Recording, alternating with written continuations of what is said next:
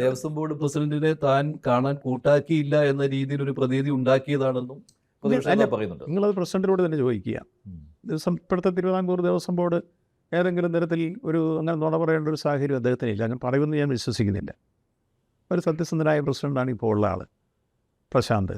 അത് ഇതുവരെ അനുഭവത്തിൻ്റെ അടിസ്ഥാനത്തിൽ ഏതെങ്കിലും തെറ്റായ കാര്യം ഞങ്ങളിലേക്ക് പറയൂ, അങ്ങനെ അത് അദ്ദേഹം പറഞ്ഞ കാര്യം ഞാനങ്ങ് പറഞ്ഞതാണ്. അങ്ങനെയാണെങ്കിൽ, അദ്ദേഹം പറഞ്ഞതുപോലെയാണെങ്കിൽ ആ കാര്യത്തിൽ അദ്ദേഹത്തെ കാണാൻ കൂട്ടാക്കിയില്ല എന്നുള്ള പ്രശ്നമുണ്ട്. അത് അദ്ദേഹമാണ് തീരുമാനിക്കേണ്ടത്, കാണണോ വേണ്ട എന്നുള്ള കാര്യം. അദ്ദേഹത്തിൻ്റെ സ്വാതന്ത്ര്യത്തിൽപ്പെട്ട കാര്യം, അതിലേക്ക് ഞാൻ കിടക്കുന്നില്ല. ക്ഷണം നിരസിച്ചു എന്ന് അദ്ദേഹം പറഞ്ഞിട്ടില്ല. ചോദ്യങ്ങളാണ്.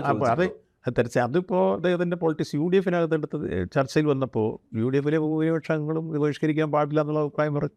പ്രതിപക്ഷ നേതാവിൻ്റെ ഒരു നിലപാടെടുത്തുകൊണ്ട് 2 ചോദ്യങ്ങളുമായിട്ട് മുന്നോട്ട് വന്നു. അതല്ലേ സംഗതി.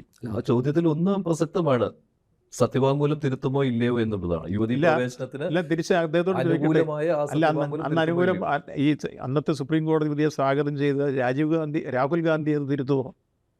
പക്ഷെ അത് കഴിഞ്ഞ് കോൺഗ്രസ് വിശ്വാസികൾക്കൊപ്പം കൂടിയെന്ന് പരസ്യമായിട്ട് അവർ പറയുകയാണ്. വിശ്വാസികൾക്ക് താല്പര്യം യുവതി പ്രവേശനം അനുവദിക്കാത്തതാണ് എന്നതുകൊണ്ട് കോൺഗ്രസ് അവരുടെ നിലപാട് മാറ്റിയിരുന്നു.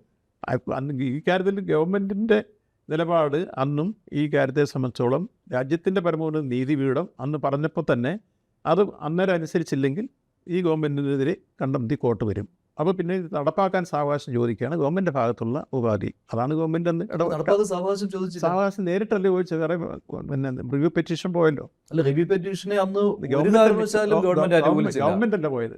ഞാൻ അതിനകത്ത് ക്ലാരിറ്റി മിനിസ്റ്റർ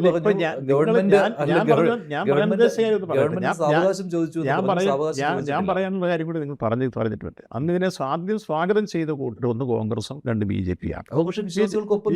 BJP ആണ് ഇതിലേക്ക് പോയത്.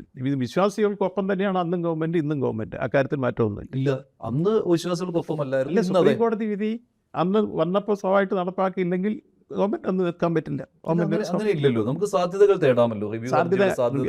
അതുകൊണ്ടാണ് റിവ്യൂ പെറ്റീഷൻ ഗവൺമെന്റ് നേരിട്ടല്ല, മറ്റു പരോക്ഷമായിട്ട് ആളുകൾ പോയിട്ടുണ്ട്. അവരെ സഹായിച്ചില്ല ഗവൺമെന്റ്. അല്ല, സഹായിച്ചില്ലെന്ന് നിങ്ങൾ പറയണ്ട. അത് സത്യവാങ്മൂലം ഇനി വരുമ്പോഴേ കാര്യം വരുള്ളൂ. അപ്പോൾ സത്യവാങ്മൂലത്തിൽ എന്തോ വരാനുണ്ട്. ഇല്ല, സത്യവാങ്മൂലം വരേണ്ട സമയത്ത് നമ്മൾ ആലോചിച്ച് തീരുമാനിക്കും.